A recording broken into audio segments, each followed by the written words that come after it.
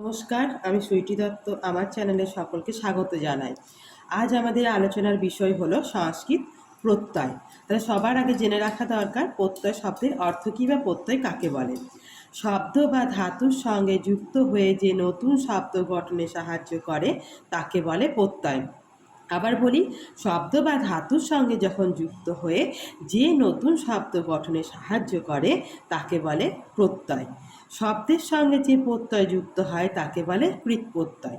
শব্দের সঙ্গে যে প্রত্যয় যুক্ত হয় তাকে বলে কৃৎ প্রত্যয়। যেমন দেখো, সত্রী, সানজ, কতবা, লপ, তুমুন, ত, তবতু ইত্যাদি হচ্ছে কৃৎ প্রত্যয়। তাহলে কৃৎ প্রত্যয়ের আন্ডারে কী কী পড়ে? সত্রী, সানজ, কতবা, লপ, তুমুন, ত, তবতু ইত্যাদি হলো কৃৎ প্রত্যয়। এরপরে আমরা দেখব কতবা প্রত্যয়।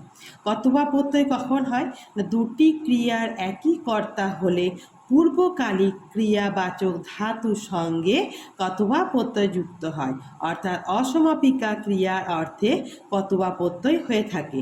এই কতবা প্রত্যয়ের একটা ক্লাস আমি আগে নিয়েছি, সেই ভিডিওর লিঙ্ক আমি ডেসক্রিপশন বক্সে দিয়ে দেবো।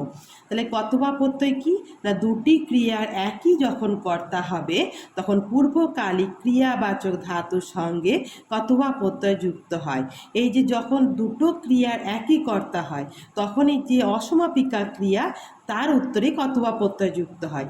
অসমাপিকা ক্রিয়া কোনটা বোঝাচ্ছে না, রাম গৃহং গত্বা পুস্তকং পঠিষ্যতি, রাম ঘরে যাইয়া পুস্তক পাঠ করবে। তাহলে এই যে যাইয়া, এই যাইয়াটা হচ্ছে অসমাপিকা ক্রিয়া। যাইয়া মানে যে ক্রিয়া এখনো পর্যন্ত চলছে, শেষ হয়নি। যাইয়া বই পড়বে, রাম ঘরে যাইয়া বই পড়বে। এই যে যাওয়া, যাইয়া, এই অসমাপিকা ক্রিয়া ধাতু কোনটা? গম ধাতু। তাই গম ধাতুর সঙ্গে কতবা প্রত্যয় যুক্ত হয়েছে গত্বা। রাম ঘরে যাইয়া বই পড়বে, রাম গৃহং গত্বা পুস্তকং পঠিষ্যতি। এরপর আজ আমি পড়াবো লব প্রত্যয় সম্পর্কে। তাই লব প্রত্যয় কখন হয়? ধাতুর সঙ্গে যদি উপসর্গ থাকে তবে কতবা প্রত্যয় বা ত্বা প্রত্যয়ের পরিবর্তে লব প্রত্যয় হয়। এই জিনিসটা অবশ্যই মনে রাখতে হবে। ধাতুর সঙ্গে যদি উপসর্গ থাকে, যদি উপসর্গ থাকে তাহলে কিন্তু কতবা প্রত্যয় না হয়ে ত্বা প্রত্যয় হয়ে যাবে। এর আগে আমরা কি দেখলাম যে গম ধাতুর সঙ্গে কতবা প্রত্যয় যুক্ত হয়েছে গতবা, সেখানে কিন্তু কোনো উপসর্গ নেই। যদি উপসর্গ থাকতো তাহলে সেখানে লব প্রত্যয় হয়ে যেত। উদাহরণ দেখে নিই। বালিকা গৃহং আগম্য পঠতি, বালিকা ঘরে আসিয়া পড়ছে। আসিয়া দেখতে পাচ্ছ এটা একটা অসমাপিকা ক্রিয়া। অসমাপিকা ক্রিয়ার ধাতুর উত্তরে এখানে ত্বা প্রত্যয় না হয়ে লব প্রত্যয় হয়েছে। তার কারণ কি না, এখানে আ পূর্ব গম যুক্ত লব করে হয়েছে আগম্য। আ পূর্ব গম যুক্ত লব করে হয়েছে আগম্য। আ হচ্ছে এখানে উপসর্গ, গম হচ্ছে ধাতু, আর লব হচ্ছে প্রত্যয়। যদি এখানে আ উপসর্গ না থাকতো তাহলে গম ধাতুর সঙ্গে কতবা প্রত্যয় যুক্ত হয়ে হতো গতবা। কিন্তু যেহেতু এখানে আ উপসর্গ রয়েছে সেহেতু এখানে আমরা লব প্রত্যয় করতে বাধ্য। তাই আ যুক্ত গম যুক্ত লব করে হয়েছে আগম্য। এই লব প্রত্যয় করার কতগুলো নিয়মাবলী রয়েছে সেগুলো আমি এক একে আলোচনা করব। এক নম্বর নিয়মটি কি? ধাতু যদি হ্রস্বস্বর হয় তাহলে তয় জফলা হবে। হ্রস্বস্বরের আন্ডারে কি কি পড়ে? অ, হস্যই, হস্যু এবং রি। ধাতু হ্রস্বস্বর হলে তয় জফলা হবে। হ্রস্বস্বর কোনগুলো? অ, হস্যই, হস্যু এবং রি। উদাহরণ দেখে নেব। পড়া যুক্ত জি যুক্ত ল। পড়া দেখতে পাচ্ছি, এটা আমরা দেখছি পড়া উপসর্গ, জি হচ্ছে ধাতু এবং লব হচ্ছে প্রত্যয়। তাহলে এখানে দেখতে হবে যে ধাতুর সঙ্গে কোন স্বর রয়েছে। বর্গীজয়ে হস্যি মানে এটা হস্যস্বর রয়েছে, হস্যস্বর হস্যই রয়েছে। তাহলে কি রূপ হবে? প রয়াকার লিখব। ধাতু আছে বর্গীজয়ে হস্যি, জি ধাতু। লব প্রত্যয় জায়গায় কি হবে? তয়ে জফলা বসবে। তাহলে এটা আমরা যুক্ত করলে কি পাবো? প রয়াকার বর্গীজয়ে হস্যি তয়ে জফলা। তাহলে রূপটা কি দাঁড়ালো? পরাজিত। পরাজিত। ধাতু যেহেতু হস্যস্ব রয়েছে সেহেতু এখানে আমরা লব প্রত্যয় স্থানে তয় জফলা বসালাম, তাই রূপটা কি দাঁড়ালো? পরাজিত। আরও একটা উদাহরণ দেখে নেব। প্রতিপূর্বক শ্রু যুক্ত লব। প্রতি হচ্ছে এখানে উপসর্গ, শ্রু হচ্ছে ধাতু এবং লব হচ্ছে প্রত্যয়। তাহলে শ্রু এখানে আমরা কি দেখতে পাচ্ছি? কোন হস্যস্ব রয়েছে? হস্যই। হস্যু হচ্ছে একটা হস্যস্ব রয়েছে। হস্যু হস্যস্ব থাকার জন্য এখানে কি হবে? তয় জফলা আসবে। তাহলে প্রতি লিখলাম, তালবস্যই রফলা হস্যু যেমন আছে লিখে দিলাম। লব প্রত্যয় স্থানে কি বসবে? তয় জফলা। তাহলে রূপটা কি দাঁড়ালো? প্রতি তালবস্যই রফলা হস্যু তয়ে জফলা, প্রতিশ্রুত। নিয়মটা বলেছে কি? ধাতু যদি দীর্ঘস্বর হয় তাহলে অন্তস্থ অ হবে। ধাতু যদি দীর্ঘস্বর হয় তাহলে অন্তস্থ হবে। দীর্ঘস্বর আন্ডারে কি পড়ে? আ, দীর্ঘই এবং দীর্ঘ। উদাহরণ কি দেখব? বি যুক্ত জ্ঞা যুক্ত ল। বি উপসর্গ, জ্ঞা ধাতু, লব প্রত্যয়। তাহলে জ্ঞা ধাতুতে আমরা দেখতে পাবো কোন স্বর রয়েছে? আকার রয়েছে, অর্থাৎ দীর্ঘস্বর রয়েছে। তাহলে দীর্ঘস্বর থাকার জন্য কি পাবো?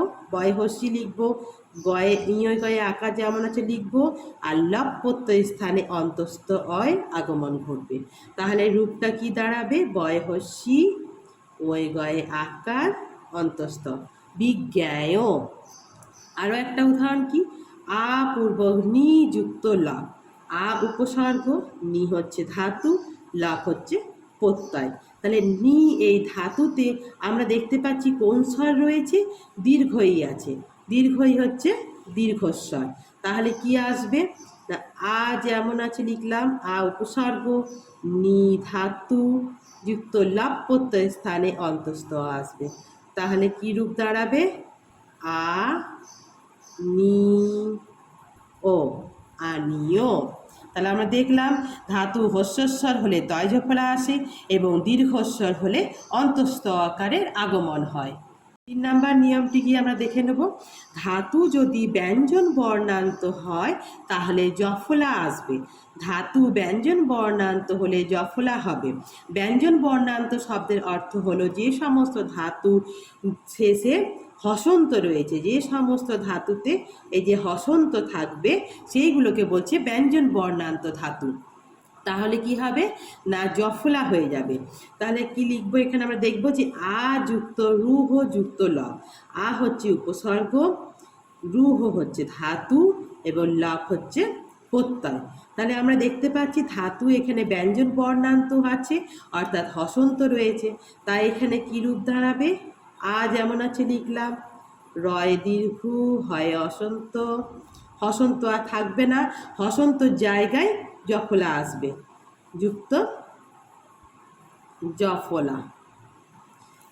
তাহলে এটা কি রূপ দাঁড়াবে? আ রয় দীর্ঘ হয়ে জফলাটা যুক্ত করে দিলাম। তাহলে কি রূপ দাঁড়ালো? আর উজ্জ। পরের উদাহরণটা কি দেখব? পরিযুক্ত তজ যুক্ত লব। পরি হচ্ছে উপসর্গ, তজ হচ্ছে ধাতু আর লব প্রত্যয়। তজ ধাতুর সঙ্গে আমরা দেখতে পাচ্ছি কি? যে এখানে হসন্ত রয়েছে, অর্থাৎ ধাতুটি হচ্ছে ব্যঞ্জন বর্ণান্ত ধাতু। তাই এখানে কি হবে? জফলা আসবে। পরি যেমন আছে লিখলাম, তজ, তজের বর্গীজয় হসন্তটা আর লিখবো না, যুক্ত জফলা হবে। তাহলে পরিপূর্ণ রূপটা কি দাঁড়াবে? প রয় হস্যি তয় জফলা আর হবে বর্গীজয়ে জফলা। তাহলে রূপটা কি দাঁড়ালো? পরিতজ্য। ধাতু ব্যঞ্জন বর্ণান্ত হলে তাহলে জফলাকারে আদেশ হয়। এই হচ্ছে 3 নাম্বার নিয়ম। 4 নাম্বার নিয়মটি কি? যম গম রম নম এই 4টি বর্ণের ক্ষেত্রে ময় জফলা বিকল্পে তয় জফলা হয়ে থাকে। আরেকবার বলি, যম গম রম নম এই 4টি বর্ণের ক্ষেত্রে ময় জফলা বিকল্পে তয় জফলা হয়ে থাকে। উদাহরণ কি দেখব? আ পূর্বক গম যুক্ত লব। আ উপসর্গ, গম ধাতু, লব হচ্ছে প্রত্যয়। তাহলে কি বলেছে, যম গম রম নাম 4টি বর্ণের ক্ষেত্রে। এখানে আমরা দেখতে পাচ্ছি গম ধাতু রয়েছে, তাহলে কি হবে, ময় জফলা বিকল্পে তয় জফলা। তাহলে আগম্য হলো, বিকল্পে আরো একটা রূপ কি হতে পারে, আগত্য, আগত্য। তাহলে এই দুটো রূপই কারেক্ট, বিকল্প রূপ এটাও লিখতে পারি, আবার এইটাও লিখতে পারি। তাহলে গম যম গম রাম নাম এই 4টি বর্ণের ক্ষেত্রে ময় জফলা বিকল্পে তয় জফলা হয়ে থাকে। পূর্বক গম যুক্ত লব সমান আগম্য হয়ে থাকে, আবার আগত্যও হয়ে থাকে। আবার দেখব কি, প্রযুক্ত নাম যুক্ত লব, উপসর্গ নাম ধাতু, লাভ হচ্ছে প্রত্যয়। তাহলে যম গম রাম নাম, তার মধ্যে নাম আছে, তাহলে নাম থাকার জন্য ময় জফলা বিকল্পে তয় জফলাকার হবে। তাহলে রূপ কি দাঁড়াবে, প্রনাম্য অথবা প্রণত্ত। তাহলে এই দুটো রূপই কারেক্ট, যে কোনো একটাও লেখা যেতে পারে।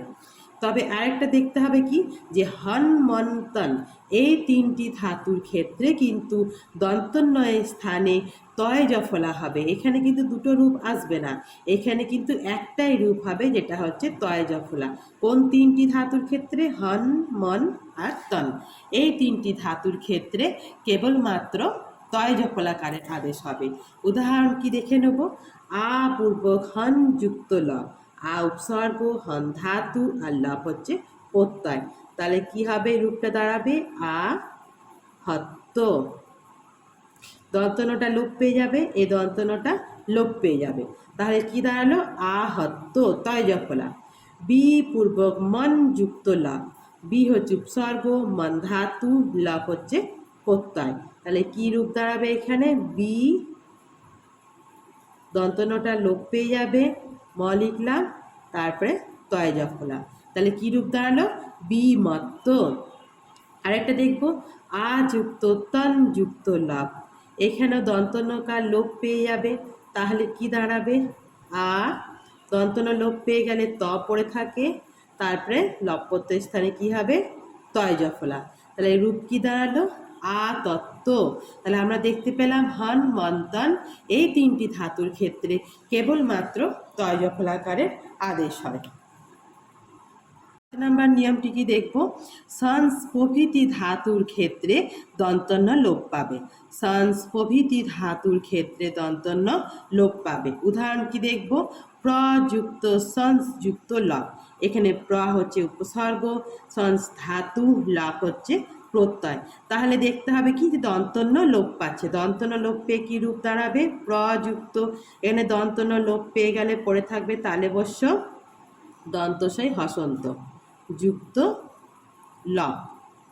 এরপরে কি রূপ দাঁড়াবে না, আমরা জানি যে ধাতু ব্যঞ্জন বর্ণান্ত হলে লব প্রত্যয় স্থানে জফল আকারের আদেশ হয়। তাহলে প্রযুক্ত,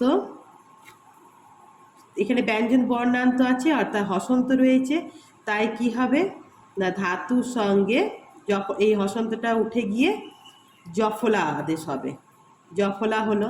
তাহলে পরিপূর্ণ রূপটা কি দাঁড়াবে, তালেবস্য দন্তস্বয়ে জফলা, প্রশস্য।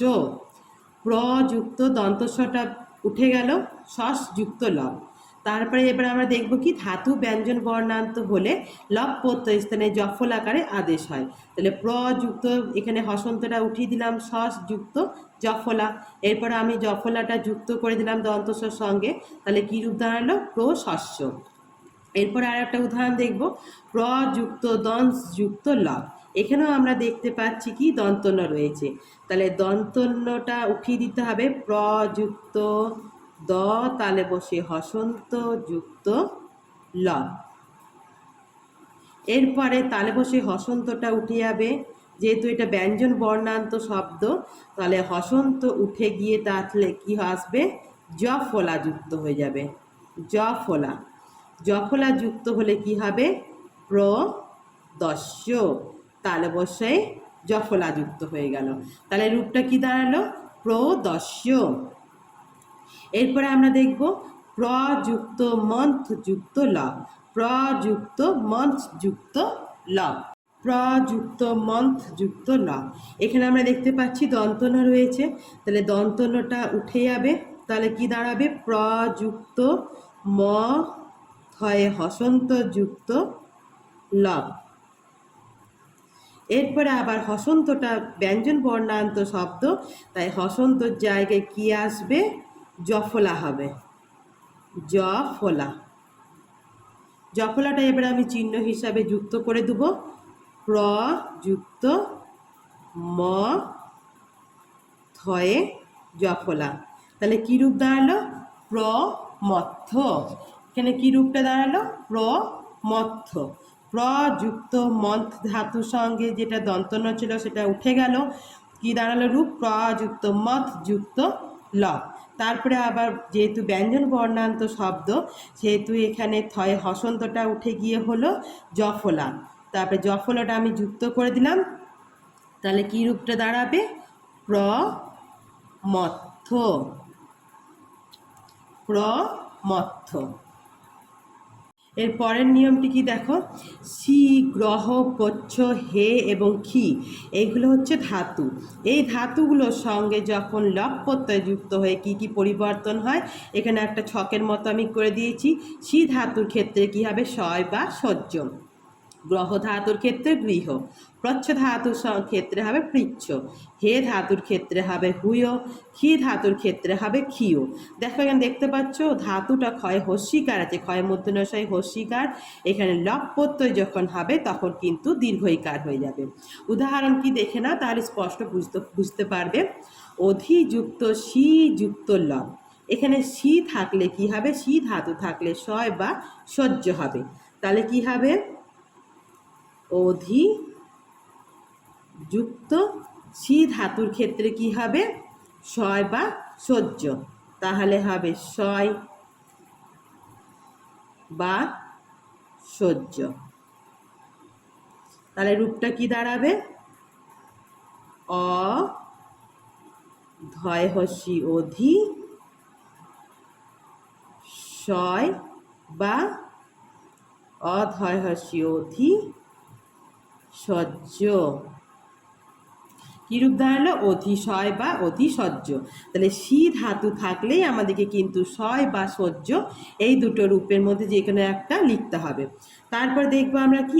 আপূর্ব গ্রহ যুক্ত লব। গ্রহ ধাতুর ক্ষেত্রে কি বসবে?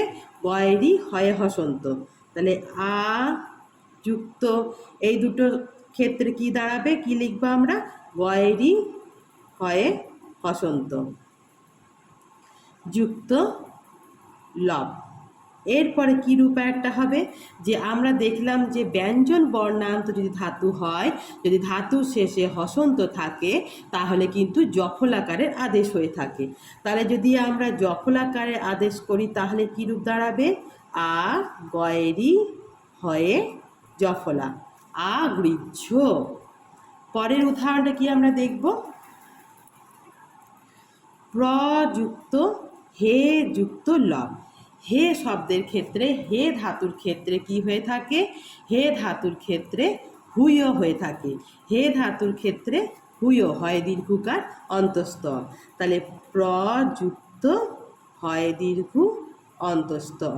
এখানে কোনো হসন্ত নেই, তাই এই রূপটা সিম্পল এটাই রয়ে যাবে, প্র হুয়। এরপরে উদাহরণটা কি? আপূর্ব ক্ষি যুক্ত লব। ক্ষি ধাতুর ক্ষেত্রে ক্ষীয় হবে।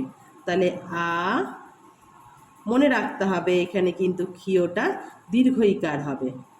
তাহলে রূপটা কি দাঁড়ালো? আ ক্ষীয়।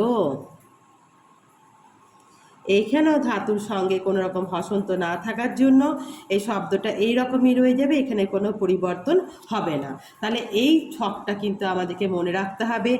সি শয় বা সহ্য, গ্রহ ধাতুর ক্ষেত্রে গৃহ, প্রচ্ছ ধাতুর ক্ষেত্রে বৃচ্ছ, হে ধাতুর ক্ষেত্রে হুয় এবং ক্ষি ধাতুর ক্ষেত্রে ক্ষীয়। লব প্রত্যয় করলে এগুলো এরকম পরিবর্তন হবে। সাত নাম্বার নিয়মটা কি দেখব, বচ বহ বদ ইত্যাদি ধাতুর ক্ষেত্রে বয়ের স্থানে হস্যু হয়ে থাকে। বচ বহ বদ, এখানে দেখতে পাচ্ছ এই যে ব আছে ধাতুগুলোর সঙ্গে, এই বয়ের স্থানে কি বলছে, হস্যুকারের আগমন ঘটবে। দেখে নেব একবার উদাহরণ কি আছে। অনুপূর্বক বদ যুক্ত লব, অনু হচ্ছে উপসর্গ, বদ ধাতু, লব হচ্ছে প্রত্যয়। তাহলে কি রূপ দাঁড়াবে না, অনু যেমন আছে লিখবো পূর্বক, বদের বয়ের স্থানে হস্যু এলো, তারপরে দয়ে হসন্ত লিখলাম, এরপরে ল। এরপর আমরা কি করব না, অনুযুক্ত বদ উদ্যুক্ত লব হয়ে গেল। এখানে আমরা দেখতে পাচ্ছি কি যে এই অনুতে আছে হস্যু এবং এখানে আছে হস্যু। তাহলে সন্ধির নিয়ম কি, যে হস্যু যদি হয় তাহলে কিন্তু সন্ধিতে দীর্ঘকারে আগমন ঘটে, দীর্ঘকার হয়ে যায়। হস্যযুক্ত হস্যু হলে দীর্ঘ হয়ে যায়। তাহলে অ দন্ত নয় দীর্ঘ, দয়ে হসন্ত, যুক্ত ল। এরপরে আরেকটা কী রূপ হবে, ধাতু যদি ব্যঞ্জন বর্ণান্ত হয় অর্থাৎ যদি হসন্ত থাকে তাহলে কিন্তু জফলাকারের আগমন ঘটে। তাহলে কি হবে, অ দন্ত নয় দীর্ঘ, দয়ে জফলা। রূপটা কি দাঁড়ালো, অনুদ্য। তাহলে এখানে কতবার চেঞ্জ হলো, প্রথমে আমরা বয়ের স্থানে হস্যুকার লিখলাম, তারপরে কি হবে না এইখানে দন্ত নেই হস্যু যুক্ত উদ, এখানে হস্যুকার, এই দুটো হস্যু মিলে দীর্ঘকারের আগমন ঘটল। তারপরে ধাতু যেহেতু ব্যঞ্জন বর্ণান্ত রয়েছে সেহেতু এখানে দয়ে জফলাকারের আগমন ঘটল। এরপরে কি আছে, প্রপূর্বক বদ যুক্ত লব, এখানে প্র হচ্ছে উপসর্গ, বদ ধাতু, লব হচ্ছে প্রত্যয়। তাহলে কি দাঁড়াবে রূপটা, প্র বয়ের স্থানে কি হয়ে যাবে হস্যু, চয়ে হসন্ত, যুক্ত লব। এরপরে আবার রূপটা কি দাঁড়াবে, এখানে প্রয় রফলা মানে কি আছে, অ আছে যুক্ত হস্যু, তাহলে অযুক্ত হস্যুকার সমান কি হয়ে যায়, ওকারের আদেশ হয়ে যায়, ওকারের আদেশ হয়ে যাবে। তাহলে প্রযুক্ত অ আর এখানে হস্যুকার হস্যু, তাহলে এই দুটো মিলে ওকার হয়ে যাবে। তারপরে চয় হসন্ত যেমন আছে লিখলাম, তারপরে লব প্রত্যয়। এরপরে কি হবে, ধাতু ব্যঞ্জন বর্ণান্ত থাকার জন্য জফলাকার হয়ে যাবে। তাহলে জফলাকার হলে কি রূপ দাঁড়াবে, পয়রফলা ওকার, চয়ে জফলা। তাহলে রূপটা কি হলো, প্রচ্য। নাম্বার নিয়মটি কি আমরা দেখে নেব, লব প্রত্যয় পরে থাকলে নিচ এর লোপ হয়, লব প্রত্যয় পরে থাকলে নিচ এর লোপ হয়। নিচ জিনিসটা কি দেখে নিই না, ধাতুর যদি দুটো করে অক্ষর থাকে এবং শেষে যদি হস্যইকার থাকে তাহলে হস্যই খুলে দিয়ে জফলা হয়ে যাবে। দেখো কাশি, লচি, রাধি এগুলো হচ্ছে দুটো করে অক্ষর রয়েছে এবং শেষে কি আছে, হস্যইকার রয়েছে প্রত্যেকটি ধাতুর সঙ্গে। তাই কি বলছে, যখন হস্যইকার যুক্ত এরকম দুটো অক্ষর বিশিষ্ট ধাতু হবে তখন শেষে হস্যইকার উঠিয়ে দিয়ে জফলাকার চলে আসবে। তাহলে প্রযুক্ত কাশি যুক্ত লব, প্র উপসর্গ, কাশি হচ্ছে ধাতু, লব হচ্ছে প্রত্যয়। তাহলে কি আসবে এখানে, প্রযুক্ত কয়াকার, তাহলে বসে লিখবো হস্যইকারটা উঠে যাবে, যুক্ত জফলাকার আসবে, জফলা। তাহলে জফলাটা কার সঙ্গে যুক্ত করব, পয়ে রফলা, কয়ে আকার, তালে বসয়ে জফলা। তাহলে কি রূপ দাঁড়ালো, প্রকাশ্য। আরেকটা দেখি উদাহরণ, আ যুক্ত লচি যুক্ত লব, আ যুক্ত লচি যুক্ত লব। এখানে আমরা দেখতে পাচ্ছি কি না, ধাতু রয়েছে দুটো অক্ষর বিশিষ্ট এবং শেষে হস্যইকার রয়েছে। তাহলে কি হবে, আ যেমন আছে লিখলাম, লচি লয়কার চ যুক্ত জফলা হবে, হস্যইকার উঠিয়ে দিয়ে জফলার আগমন ঘটবে। তাহলে রূপটা কি দাঁড়াবে, আ লয়ে ওকার, চয়ে জফলা। আলোচ্য। আরেকবার দেখবো আমরা কি, আরেকটা উদাহরণ, আ যুক্ত রাধি যুক্ত লব। এখানে আমরা দেখতে পাচ্ছি হস্যইকারান্ত ধাতু এবং দুটো অক্ষর রয়েছে, সেহেতু এখানে হস্যইকার উঠে যাবে। হস্যইকার উঠে গেলে কী রূপ দাঁড়াবে, আ লিখলাম, রয়াকার ধ যেমন আছে লিখলাম, যুক্ত জফলা হবে। তাহলে রূপটা কি দাঁড়ালো, আ রয়াকার ধয়ে জফলা, আরাধ্য। তাহলে লব প্রত্যয় যদি পরে থাকে নিচ এর লোপ হয়, অর্থাৎ কি হলো, ধাতু যদি দুটো অক্ষর বিশিষ্ট হয় এবং শেষে হস্যইকার যদি থাকে তাহলে হস্যইকার খুলে জফলা হয়ে যাবে। 9 নম্বর নিয়মটি কি দেখব, দ্বিত্ব রি যদি থাকে তাহলে ঈর্য হয়। দ্বিত্ব রি মানে দুটো রি থাকবে, ধাতু শেষে দুটো করে রি থাকবে। দেখো বি যুক্ত ক্রি যুক্ত লব, এখানে আমরা দেখতে পাচ্ছি দ্বিত্ব রি অর্থাৎ দুটো রি রয়েছে। তাহলে কি হবে না, দুটো রি উঠে যাবে, বি যুক্ত ক হলো, দুটো রি উঠিয়ে দিলাম, যুক্ত কি হবে, ঈর্য হবে, ঈর্য অঞ্জয়ের জফলা, ঈর্য। এরপর এটাকে আমরা যুক্ত করব বয় হস্যি, এখানে যে দীর্ঘইকারটা কয়ে দীর্ঘইকার যুক্ত করে দেবো, সাইন হিসেবে ব্যবহার করব, তারপরে যেমন আছে লিখে দেবো। তাহলে কী রূপ দাঁড়ালো, বি কীর্য। আবার দেখব কি, বি যুক্ত দ্রি যুক্ত লব, এখানে আমরা দেখতে পাচ্ছি দুটো রি রয়েছে, দ্বিত্ব রি, সেহেতু এখানে কি হবে, বয় হস্যইকার দুটো রি উঠিয়ে দেবো, দ হলো, তার জায়গায় কি বসবে, ঈর্য দীর্ঘই অঞ্জয় রেপ জফলা। এরপর কি হবে, সন্ধি করতে হবে, দয়ের সঙ্গে এটা দয়ের সঙ্গে দীর্ঘইকার যুক্ত করে দেবো, তাহলে কি রূপ দাঁড়ালো, বিদীর্ঘ। এখানে দীর্ঘইকারটা চিহ্ন হিসাবে ব্যবহৃত হলো। এই সমস্ত নিয়ম ছাড়া ব্যতিক্রম হিসাবে কতগুলো লব প্রত্যয় রয়েছে, এগুলো মুখস্থ করে নিতে হবে। অনুযুক্ত ক্রি যুক্ত লব, দেখো এখানে দ্বিত্ব রি রয়েছে, কিন্তু তা সত্ত্বেও এখানে কিন্তু সেই দ্বিত্ব রি এর নিয়মটা ফলো করা যাবে না। এখানে কি হবে না, অনুকৃত্য অদন্তনে হস্যু কয়েরি তয় জফলা, অবপূর্বক গাহ যুক্ত লব অবগাহ্য বা বগাহ্য, অপি পূর্বক ধা যুক্ত লব অপিধায় বা পিধায়। তাহলে আজ আমি লব প্রত্যয় 9খানা নিয়ম আলোচনা করলাম। এই 9টা নিয়ম যদি ভালোভাবে মনে রাখা যায় তাহলে কিন্তু পরীক্ষাতে যেমনই লব প্রত্যয় করতে দেখ না কেন তোমরা সহজেই করে ফেলতে পারবে। তাহলে এই ভিডিওটি যদি তোমাদের ভালো লেগে থাকে অবশ্যই কিন্তু লাইক করবে, শেয়ার করবে এবং কমেন্ট করবে ও আমার চ্যানেলটিকে অবশ্যই সাবস্ক্রাইব করবে। তাহলে এই আজকের মতো এইটুকুই, দেখা হবে পরের ভিডিওতে।